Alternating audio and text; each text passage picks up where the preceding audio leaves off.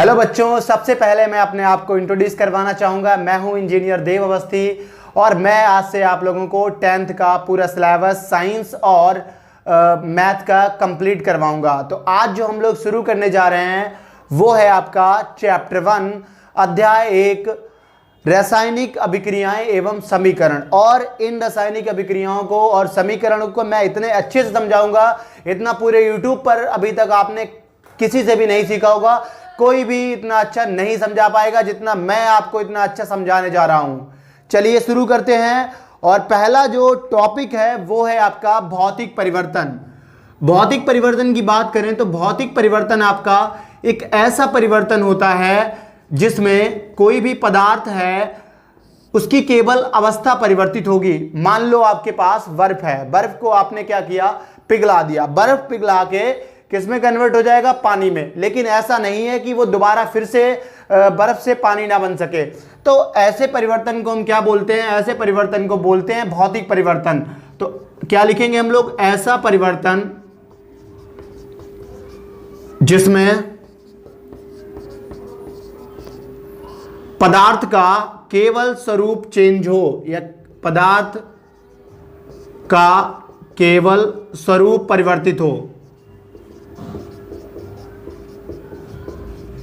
परिवर्तित हो,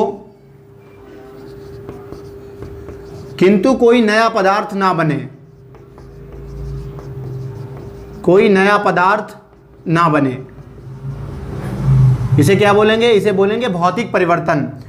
और यह उदाहरण की अगर हम बात करें तो उदाहरण आपका हो जाएगा, क्या हो जाएगा, बर्फ से पानी का बनना। बर्फ से अगर पानी बनेगा, लोहे का पिघलना, लोहे का पिघलना, मोम का पिघलना, ये सभी आपके कैसे परिवर्तन हैं, ये सभी आपके भौतिक परिवर्तन है। साथ ही साथ यह अभिक्रिया जो है, जो भी यह प्रोसेस है, यह अभिक्रिया कैसी होती है, यह परिवर्तन अभिक्रिया या फिर हम कह सकते हैं परिवर्तन अनुत्क्रमणीय होता है। सॉरी, उत्क्रमणीय होगा। उत्क्रमणीय कहने का मतलब है फिर से बदल जाएगा। जैसे बर्फ है, बर्फ से पानी और पानी से फिर से क्या बन जाएगा, बर्फ। तो ये कैसा होता है, ये आपका कैसा होता है, उत्क्रमणीय होता है। यह परिवर्तन उत्क्रमणीय होता है। अगले टॉपिक की बात करेंगे। अगला जो आपका है वो ये था भौतिक परिवर्तन। इसकी अगला वाला आएगा आपका रासायनिक परिवर्तन। और बोर्ड में इनमें से आपसे एक क्वेश्चन जरूर पूछा जाएगा कि रासायनिक परिवर्तन, या फिर आपसे दे दिया जाएगा कि दूध से दही का बनना कैसा परिवर्तन है, रासायनिक परिवर्तन है या भौतिक परिवर्तन है। वहां पे अगर आपको ये नहीं आता होगा तब आप नहीं कर पाएंगे। रासायनिक परिवर्तन क्या हो जाएगा, ऐसा परिवर्तन जिसमें पदार्थ का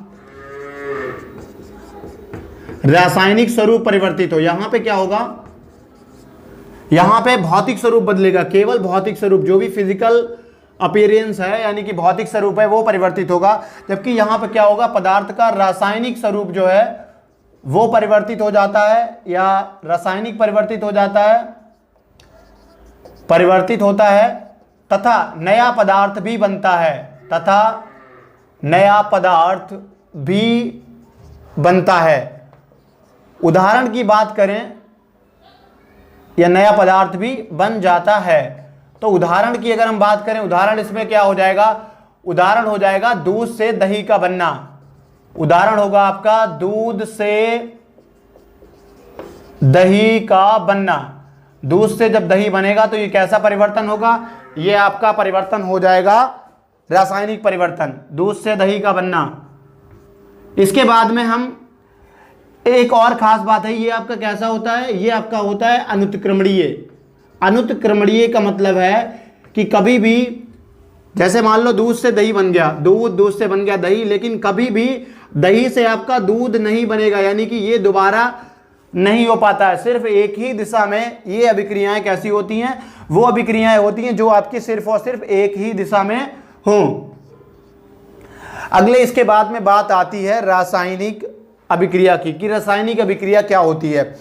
मैं आशा करता हूं आपको ये दोनों समझ में आ गए होंगे। इसका एक और उदाहरण क्या हो जाएगा, दूध से दही का बनना एक उदाहरण, और दूसरा उदाहरण हो जाएगा जूस का किण्वन।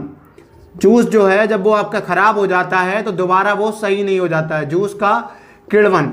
और क्या, मोम का जलना, मोम का एक होता है पिघलना, एक होता है जलना। जब मोम जलेगा तो, या फिर पेपर कागज का जलना, कागज का जलना, अगर हमने कागज जलाया तो कागज जलने पे क्या होगा, नया पदार्थ मिलेगा, नया पदार्थ मिलेगा। क्या मिलेगा, हमें राख मिलेगी और साथ ही साथ कार्बन डाइऑक्साइड मिलेगा और क्या मिलेगी, उष्मा मिलेगी। लेकिन एक बोर्ड में आपसे क्वेश्चन पूछा गया था, आपका क्वेश्चन आया था बोर्ड में, तो वो क्वेश्चन क्या था कि जो पेड़ है, पेड़ों का काटना या पेड़ों का कटना, पेड़ों का कटना कैसा परिवर्तन है। तो इसमें बच्चे, बहुत से बच्चे कंफ्यूज थे, उन्हें क्या लगा कि पेड़ कट रहे हैं तो फिर से वहां पे और पेड़ उगाएंगे या दोबारा फिर से निकल आएगा, जैसा कि लिप्टिस, सफेदा यूकेलिप्टिस में पेड़ में होता है। लेकिन यहाँ पे ऐसा नहीं होगा। जब भी पेड़ कटेंगे तो पेड़ों में क्या होता है कि रासायनिक अभिक्रियाएं होती रहती हैं, नीचे से पानी ऊपर तक जाता रहता है। तो जब पेड़ कट जाएंगे तो ये रासायनिक अभिक्रियाएं बंद हो जाएंगी, यानी कि ये आपका कैसा परिवर्तन हो जाएगा, ये हो जाएगा रासायनिक परिवर्तन। इसके बाद में अगला जो आपका टॉपिक है वो है रासायनिक अभिक्रिया। रासायनिक अभिक्रिया क्या है समझना, बड़ा मजेदार टॉपिक है रासायनिक अभिक्रिया। रासायनिक अभिक्रिया क्या है, मान लो एक आपके ये कोई पर्सन है, ठीक है, ये इनकी मिसेज है, ये मेल है, ये फीमेल है। अब इन दोनों लोगों ने कोई रिएक्शन की, कुछ भी किया, इसके बाद में क्या होगा कि कुछ महीनों बाद, कुछ महीनों क्या 8 से 9 महीने में एक नया बेबी बॉर्न हो जाएगा। तो वहां पे एक नए ये चंटू भैया मिल जाएंगे। अब जब ये चंटू मिलेंगे तो ये चंटू क्या हैं, ये दो लोग मिलके कुछ कर रहे थे, इन्होंने कुछ किया, जब इन्होंने कुछ किया तो ये निकल के आ गए। यही आपका है रासायनिक, यही है रासायनिक अभिक्रिया, जिसमें दो पदार्थ मिलके एक नया पदार्थ बनाते हैं, जिसके गुणधर्म जो है वो इन दोनों से भिन्न होते हैं, अलग अलग होंगे।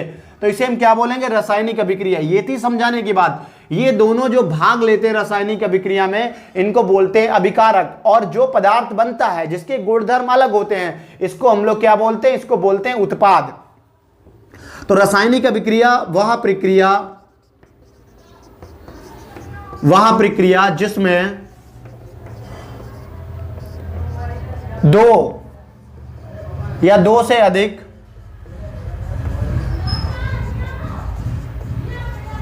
पदार्थ मिलकर एक नया पदार्थ बनाएं, एक नया पदार्थ बनाते हैं, इसे क्या बोलते हैं, इसको हम बोलते हैं रासायनिक अभिक्रिया कहलाती है। रासायनिक अभिक्रिया कहलाती है, अभिक्रिया कहलाती है। अब इसके लिए एक उदाहरण है, आप लोगों को पता होगा कि वाटर कैसे बनता है, जो जल है, जल का निर्माण कैसे होता है। हाइड्रोजन गैस होगी, हाइड्रोजन गैस के साथ साथ क्या होगी, ऑक्सीजन होगी। हाइड्रोजन गैस और ऑक्सीजन दोनों मिलके क्या बनाते हैं, दोनों मिलके बनाते हैं जल। ये दोनों क्या बनाएंगे, जल बनाएंगे। अब यहां पे होगा क्या, हाइड्रोजन और ये, हाइड्रोजन कैसी है, ये आपकी गैस है, ऑक्सीजन कैसी है, गैस है, दोनों गैस है। लेकिन जो जल बना वो कैसा है, वो है आपका द्रव्य। तो ये क्या है, द्रव है।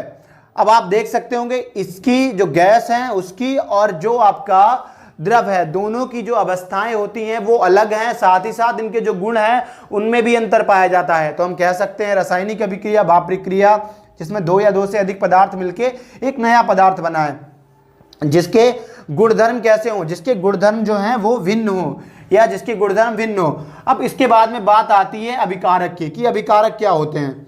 तो अभिकारक आपके वे पदार्थ होते हैं जो रासायनिक अभिक्रिया में भाग लेते हैं। वे पदार्थ जो किसी रासायनिक अभिक्रिया में, किसी रासायनिक अभिक्रिया में भाग लेते हैं,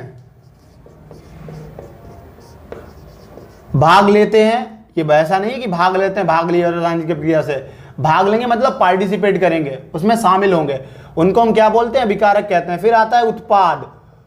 उत्पाद आपका वो पदार्थ है जो, वह पदार्थ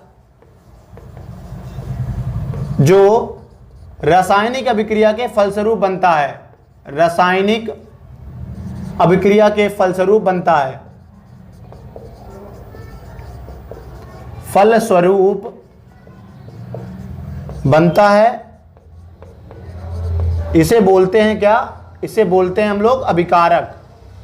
जैसे यहां अगर मैं उदाहरण की बात करूं तो यहां हाइड्रोजन और ऑक्सीजन दोनों क्या हैं आपके, ये आपके अभिकारक हैं, और जो जल है वो आपका उत्पाद है।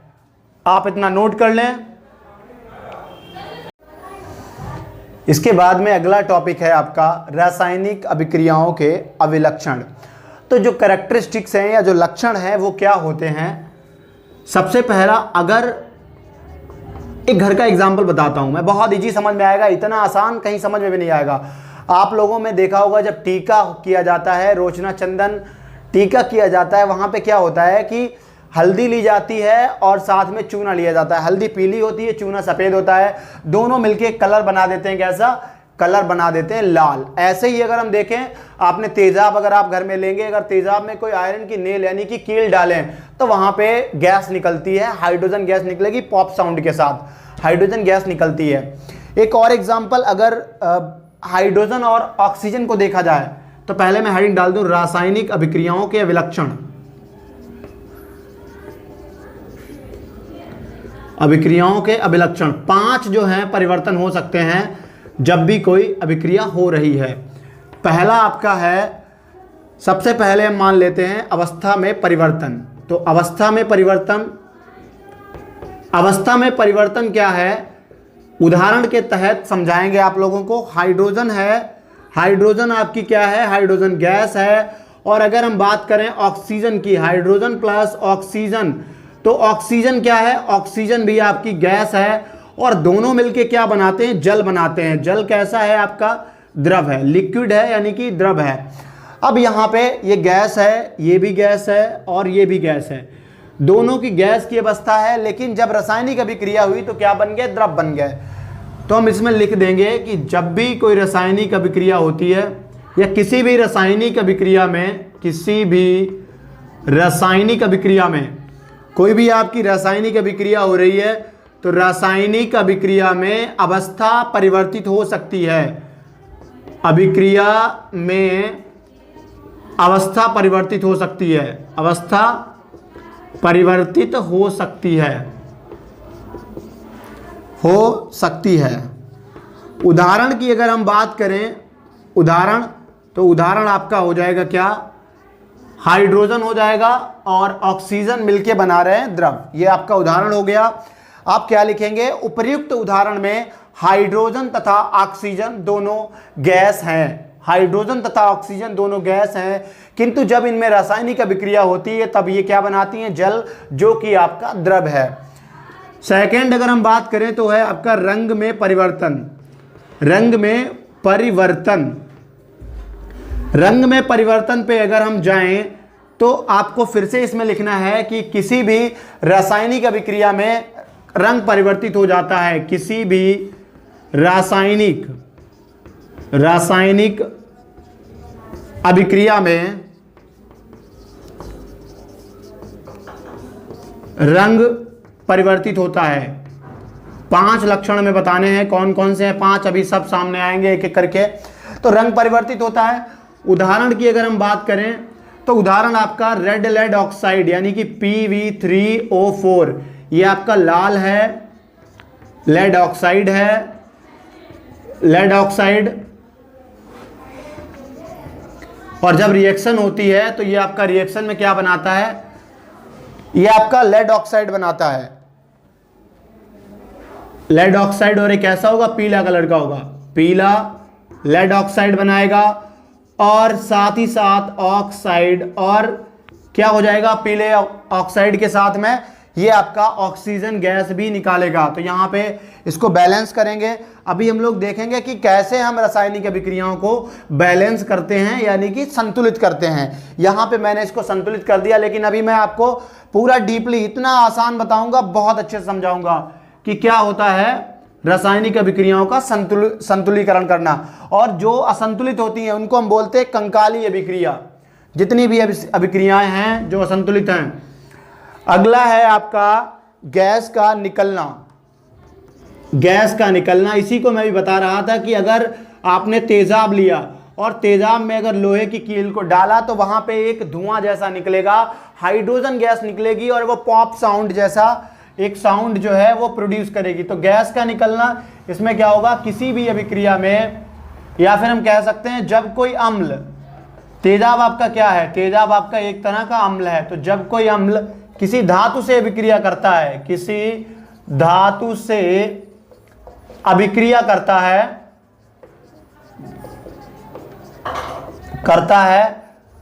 तो हाइड्रोजन गैस निकलती है। कौन सी गैस निकलती है? हाइड्रोजन गैस निकलती है, हाइड्रोजन गैस निकलती है। अब देखो उदाहरण देखो इसका, H2SO4 क्या है आपका? सल्फ्यूरिक अम्ल है। यह है आपका सल्फ्यूरिक अम्ल है। इसमें हमने डाल दिया लोहा। क्या डाल दिया? लोहा डाल दिया। ये आपका लोहा है, आयरन है, और ये आपका क्या बन जाएगा? FeSO4। Fe अब यहाँ पे लिखना सिखाएंगे। Fe यहाँ पे +2 होता है तो FeSO4 भी चल जाएगा, या Fe3SO4, ये इतना ही सही है। साथ में आपका क्या बन जाएगा? H2 बन जाएगा। तो Fe और ये FeSO4। तो यहाँ पे हमें क्या पता चल रहा है कि जो हाइड्रोजन गैस है वो आपकी क्या करेगी? ऊपर जाएगी। तो जब भी कोई, या फिर आप देख लें HCl क्या होता है? हाइड्रोक्लोरिक अम्ल है। इसकी हमने रिएक्शन करा दी। इस बार हम रिएक्शन करा दें, मान लो हमने रिएक्शन करवाई है Mg से, मैग्नीशियम से। ये आपका हाइड्रोक्लोरिक अम्ल है, लिखते रहें जिससे कि आपको बहुत अच्छे से समझ में आए। हाइड्रोक्लोरिक अम्ल, और इसकी हमने अभिक्रिया करवाई है मैग्नीशियम से। जैसे ही हम मैग्नीशियम से अभिक्रिया कराएंगे तो आपकी एक तो हाइड्रोजन गैस निकल जाएगी, हाइड्रोजन गैस निकल गई, और साथ ही साथ क्या बनेगा? यहाँ पे MgCl2 बनेगा। ये जो आप MgCl दिखा है, Cl2 देख रहे हैं, इसे भी समझाएंगे कैसे निकल के आता है। अब ये असंतुलित थी तो हमने यहाँ पे 2 हाइड्रोजन देखे, यहाँ 2 से मल्टीप्लाई करा दिया, 2 हाइड्रोजन हो गए। जैसे ही गुणा करवाई 2 से, 2 आपके क्लोरीन हो जाएंगे।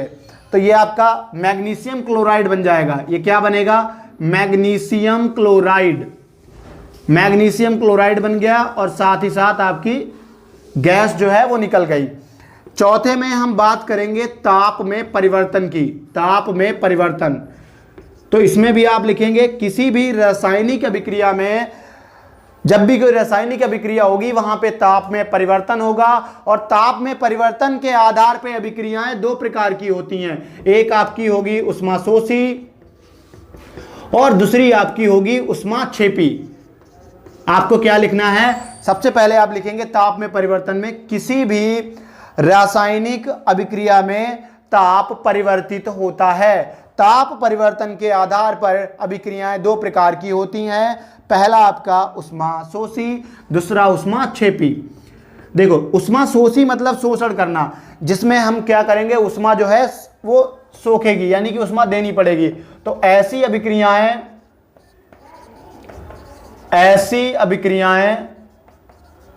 जिनको संपन्न कराने के लिए, जिनको पूर्ण करने के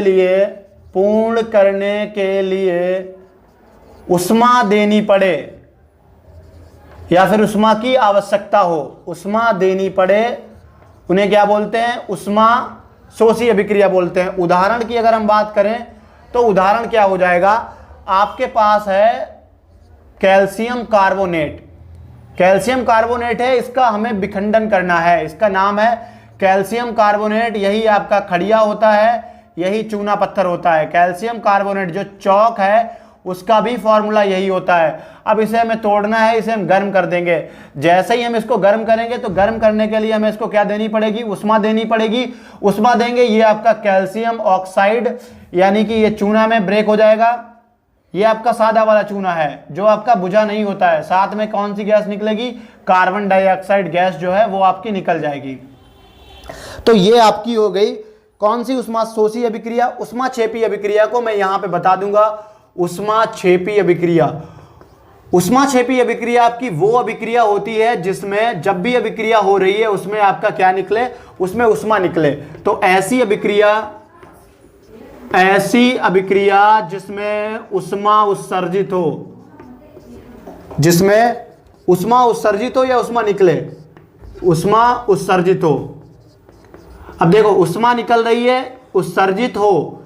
तो उदाहरण की अगर हम बात करें, उदाहरण आपका क्या हो जाएगा, घर में जब हम पुताई करते हैं तो घर में पुताई करने के लिए हम चूना लाते हैं, सूखा वाला चूना मार्केट से।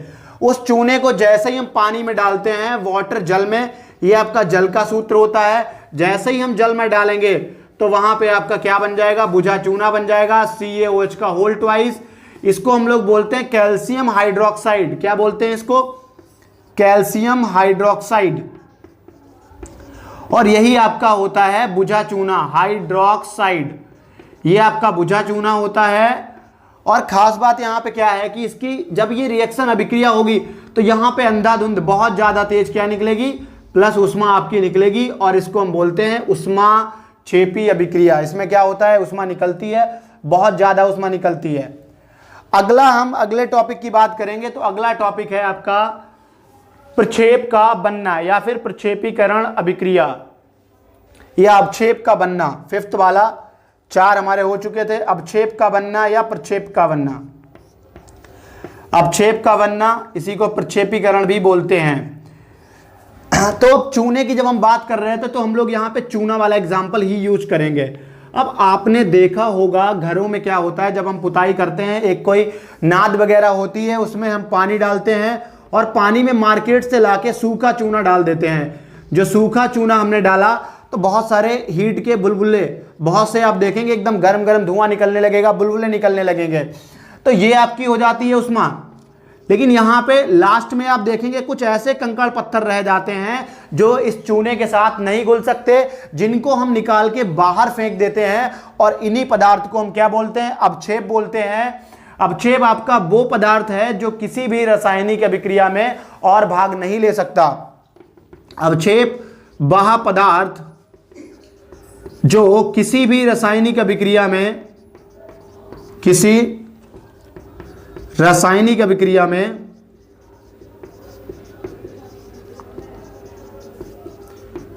में और भाग नहीं ले सकता, और भाग नहीं ले सकता, और भाग लेता है, मतलब कि निकल लेता है बाहर, ले सकता, जिसे बाहर निकालकर फेंक दिया जाता है,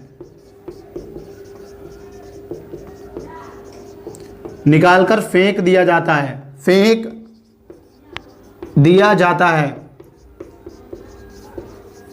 उसे क्या बोलते हैं हम लोग, उसे अवक्षेप कहते हैं। अवक्षेप कहते हैं, अवक्षेप कहते हैं। और इस प्रकार की अभिक्रिया को, जो इस प्रकार की अभिक्रिया है, तथा इस अभिक्रिया को अवक्षेपीकरण कहते हैं। इस अवक्षेप को कभी कभी प्रक्षेप भी बोला जाता है। प्रक्षेप पे अभिक्रिया को अवक्षेपीकरण बोलते हैं या अवक्षेपीकरण कहते हैं, करण कहते हैं। उदाहरण की हम बात करें तो बहुत अच्छा उदाहरण है। एक तो मैंने आप लोगों को बताया चूना वाला, दूसरा उससे भी बहुत अच्छा एग्जाम्पल है, बहुत अच्छा उदाहरण है। उदाहरण क्या हो जाएगा, आपने देखा होगा घरों में, गांव में कुछ लोग आते हैं पायल वगैरह साफ करने के लिए। तो जो लोग पायल, चांदी की पायल साफ करने के लिए आते हैं, वो एक सोल्यूशन डालते हैं, उसमें चांदी की पायल जो है चमकने लगती है, साफ हो जाती है। उसके बाद में घर वालों को क्या लगता है कि वो ऐसा कुछ हमारे साथ जो है वो गंदगी साफ करता है, लेकिन लोगों को लगता है वो उनकी चांदी भी थोड़ी बहुत ले गया। तो यहाँ पे होता क्या है, पायल जो होती है आपकी Ag, उसके ऊपर गंदगी आ जाती है नाइट्रेट की। तो Ag आपका होता है सिल्वर, और ये क्या है, सिल्वर नाइट्रेट। सिल्वर नाइट्रेट जैसे ही वो NaCl यानी कि, या फिर आप नमक के सोल्यूशन में भी डाल सकते हैं, नमक के सोल्यूशन यानी NaCl क्या है, Na सोडियम होता है, Cl क्लोराइड, इसी को हम लवण भी कहते हैं, या फिर ये आपका नमक का फॉर्मूला भी है, नमक का सूत्र भी है, इसे बोलते हैं सोडियम क्लोराइड, सोडियम क्लोराइड।